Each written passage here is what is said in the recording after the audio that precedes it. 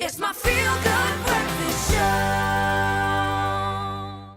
There are always extremes when it comes to parenting. Some of parents out there are very hands-off, while others are very fanatic about control. Now, creative parenting expert and author Nikki Bush has often spoken about the helicopter parent. But with the sharp increase in parents who are distancing themselves from their children's education, she joins us this morning to tell us why it's so important for parents not to do that. But what are some of the common reasons, Nikki, why parents are distancing themselves from their child's education? Kat, there are two very distinct reasons. The one is I'm too busy, and the other is that I'm paying for it.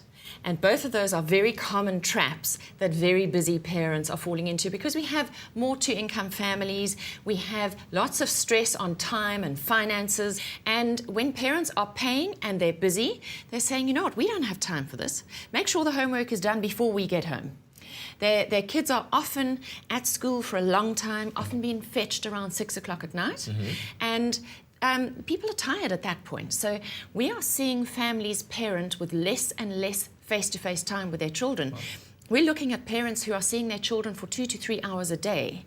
And in that time, a lot of stuff has to get done. A lot of stuff that is routine, that is unexciting.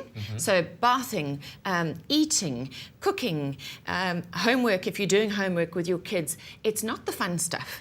It's not the warm, fuzzy stuff of parenting. And so parents would rather as much of that stuff gets done by an institution than by themselves. Yeah. So why would you say then it's so important for parents to step back and re-look at their whole situation?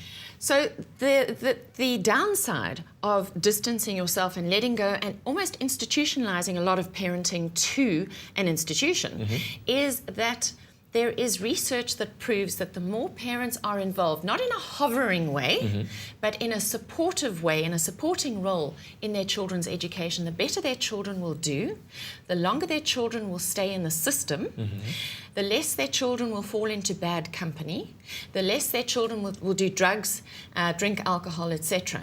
Because of this more nurturing approach to being involved in your child's life. And that means things like making sure you go and watch your children when they're on stage, making sure that you go to just enough sports fixtures to be memorable. And you're not the parent whose child at the age of 21 would say, I wish my parents had been there.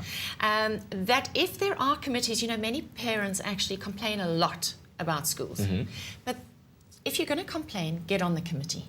Don't complain from the sidelines. Get involved in a task group, in a committee, to evoke some kind of meaningful change. You know, there's nothing worse than parents who are yakking in the car park, yet not actually doing something proactive.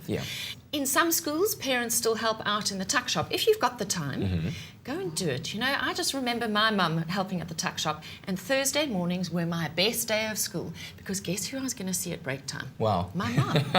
And so there's this emotional connection when parents are more involved in school life. Therefore, we have this more positive, warm, fuzzy feeling towards our education. We haven't been abandoned to school.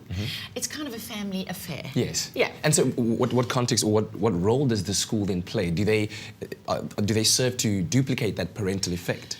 You know what? The funny thing is that the more schools up the quality of the resources they offer, the funny thing is parents are stepping back more and more.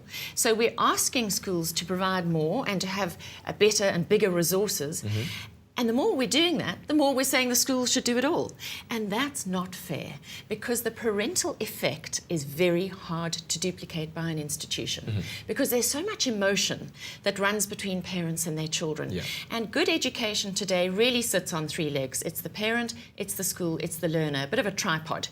And if you're looking for that tripod effect, as soon as one leg falls away, that tripod falls down, that stool falls down. So for that solidity, for that stability, we all need to be playing a role. That means we need to get away from the hysterical hovering, and we need to get away from distancing and letting school try and prepare our children for the future, because that is not possible anymore. You cannot leave your children at the steps of school and expect that they will be able to prepare your children for the future world of work, because that future world of work is changing dramatically. And our kids are needing what we call X factors for success, in addition to the best report cards possible, in order to succeed in the future. And those X factors are not taught to the test. They are things we pass on via osmosis. Our children see us demonstrating a lot of stuff and they absorb it. In fact, 85% of what children really need to know for success in life comes from the hidden curriculum, as in the adults our children are watching. That's parents, that's teachers for the most part. So we need to be very aware that schools cannot do it all. Wow, fantastic advice as always. Thank you very much, Nikki. That's a pleasure. And indeed, there is nothing more important than a good education, so why leave it to schools alone? In fact, involve yourself in your child's education and it may become the very best gift that you've ever given to them.